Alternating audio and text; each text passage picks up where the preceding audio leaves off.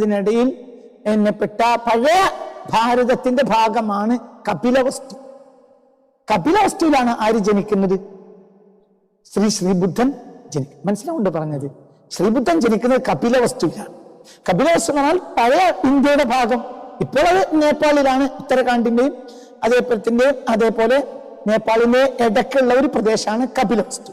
ഈ കപിലവസ്തു ആയിരിക്കാം കിഫിൽ എന്നാണ്. അപ്പോ കിഫിൽ എന്നാൽ കപിലക്കാരൻ.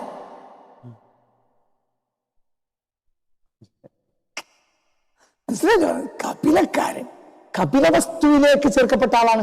കപിലവസ്തുവിൽ അറിയപ്പെട്ട ഒരു പുണ്യപുരുഷനും ഒരു നവോത്ഥാന പുരുഷനും ആരാണ്? ശ്രീബുദ്ധനാണ്. അപ്പൊ ഖുർആനിൽ പറയുന്ന ഈ ദുൽകിഫിൽ എന്നാൽ, ദുൽകിഫിൽ എന്ന അറബി വേർഡിന്റെ അർത്ഥം എന്താ? ദുൽകിഫിൽ എന്ന് പറഞ്ഞ ആ വേർഡിന്റെ അർത്ഥം എന്താണ്? കിഫിലുകാരൻ. കിഫിലി എന്ന വാക്ക് അറബി